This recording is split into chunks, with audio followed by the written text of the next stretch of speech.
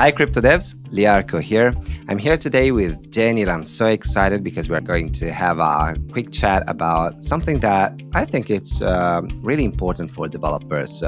Daniel, when we think about code and how to write code, a lot of people often want to have more features, more stuff going on. So I think that our philosophy is a bit simple. What do you think about that? Oh, absolutely.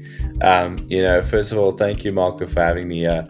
When it comes to keeping things simple, I know a lot of dev wants to, and it's not always the devs, it's the clients. They want to add this and that and this feature. And at the end of the day, even for devs, it's important to keep things simple. For the plain reason is that if something goes wrong, you can find it easier, you can look at the code easier. If you add so much stuff on top of each other, and obviously there's conventions of splitting things out in different files and so on, that's fine. But we're just talking about logic-wise, right? Keeping the logic plain, easy, and simple. I'm a big advocate of that because it's clean. You can always read the code. And in most scenarios, you don't always need those extra stuff, right?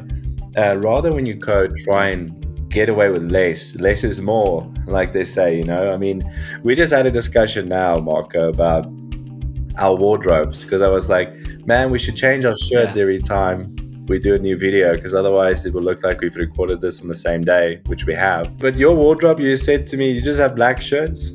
Yeah, I have a set of 10 times the same thing. So same pair of jeans, same shirts and stuff. So I'm basically wearing always the same stuff because I'm changing, of course, but that's the same stuff. Well, I guess we can apply this principle here, right? Myself included. I've got black shirts and like navy shirts. And yes, you get the off beautiful ones that you can wear if your girlfriend forces you to.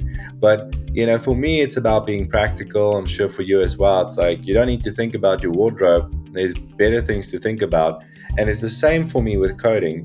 If you keep this stuff basic and simple, you get to explore your mind on other things. It's almost like choosing the same shirt. You know that piece of code works because it's simple enough to see it off the bat, and it's tested and tried.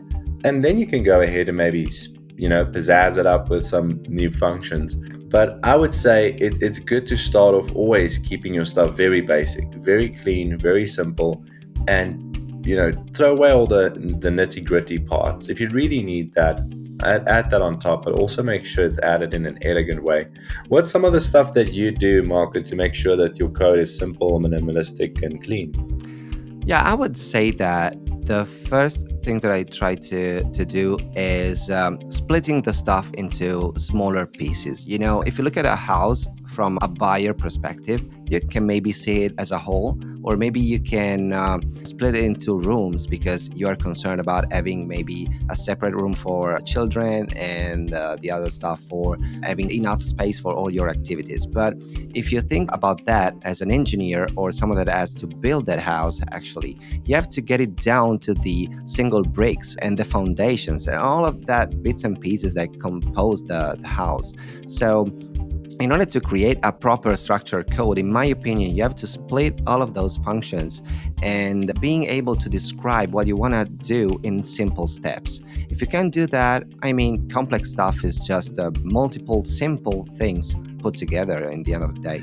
Yeah, I honestly believe that your code shouldn't need actual definitions. And yes, some functions really do. And there's a whole semantic way of doing it and actually doing comments. You should do that as a developer.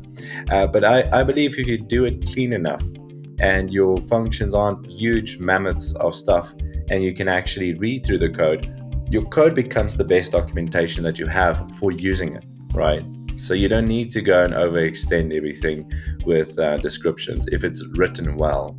Absolutely, especially with smart contracts when they're not so big. Usually they can just do amazing things with a few lines of code, and that's pretty amazing. We're getting back to where computers could not do a lot of stuff, and I think that actually very good developers now are able to show their skills in this space because it's a bit different and a bit easier for people to get into it because of this. It's a very interesting space to be in right now, in my opinion.